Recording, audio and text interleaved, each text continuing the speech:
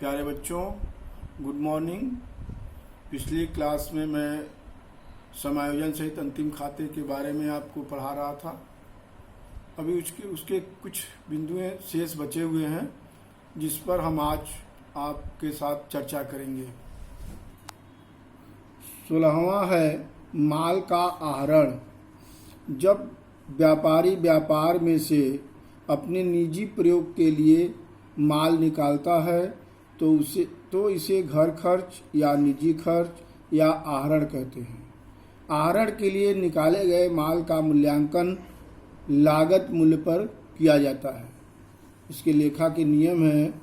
इसे व्यापार खाते के ऋणी पक्ष में क्रय में से घटाया जाता है तथा आर्थिक चिट्ठे में दायित्व पक्ष में नकद आहरण में जोड़कर पूंजी में से घटाते हैं।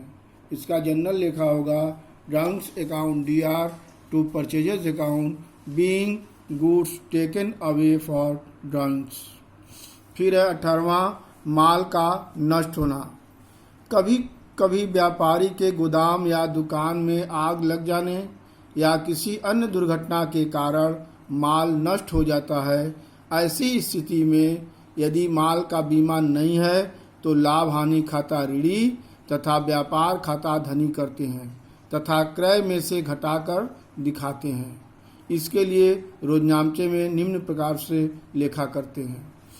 लॉस बाय जनरल एंट्रीज है loss by fire account DR to purchases और ट्रेडिंग अकाउंट, दोनों में से कुछ भी लिख सकते हैं। Being loss of goods by fire. फिर है प्रॉफिट एंड लॉस को ट्रांसफर करेंगे profit and loss account DR to loss by fire account being transfer made. अब है जब माल का बीमा हो। यदि माल का बीमा है तो बीमा कंपनी द्वारा व्यवसायी का जो दावा स्वीकार किया जाता है उससे बीमा दावा खाता ऋणी तथा व्यापार का धनी करते हैं। आर्थिक चिट्ठे में बीमा दावा की रकम को संपत्ति पक्ष की ओर दिखाया जाता है। इसका होगा insurance claim account DR to trading account.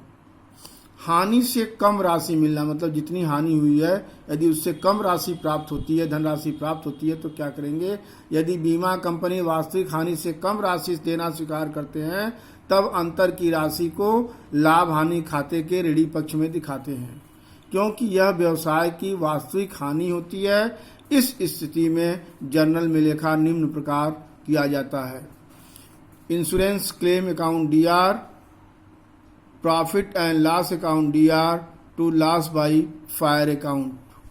फिर है 19वां विनियोग पर ब्याज। जब व्यापारी अपनी अतिरिक्त पूंजी को फर्म से बाहर ब्याज पर दे देता है या किसी प्रकार के प्रमाण पत्रों जैसे अंश, ऋण पत्र, डाक खाते से प्रमाण पत्रों में आदि में रुपया लगा देता है तो इसे विनियोग करना कहते हैं। विनियोगों से व्यापारी को ब्याज का लाभ होता है। यदि समायोजनाओं में विनियोगों पर एक निश्चित दर से ब्याज दिया है तो विनियोग खाता ऋणी DR और ब्याज खाता धनी CR किया जाता है। जनरल लेखा होगा investment account DR to interest account being interest on investment. फिर लेखा के नियम क्या है इसके, विनियोगों पर ब्याज को लाभ हानि खाते के धनी पक्ष में और आर्थिक चिट्ठे के संपत्ति पक्ष में विनियोगों में जोड़ कर लिखते हैं। उदाहरण के रूप में देखिए, वर्ष 2017 में एक व्यापारी के तलपट में ऋण 20,000 रुपये तथा विनियोग 12,000 रुपये दिया है तथा समायोजन में ऋण पर 6% वार्षिक और विनियोग पर 5% वार्षिक दर से ब्याज करना है। इनका लेखा कीजिए। अब जनरल हो जाएगा, जनरल एंट्री दिखाएंगे 2017 दिसंबर 31 interest on loan account DR to loan account, उसका निकाल लेंगे, हो जाएगा 6% 1,200 रुपये। फिर बीइंग इंटरेस्ट ऑन लोन हो जाएगा 1200 दोनों में दिखा देंगे। फिर उसके बाद investment account DR to interest on investment account, उसका 5% निकाल लेंगे बाद तो 600 हो जाएगा बीइंग इंटरेस्ट ऑन इन्वेस्टमेंट।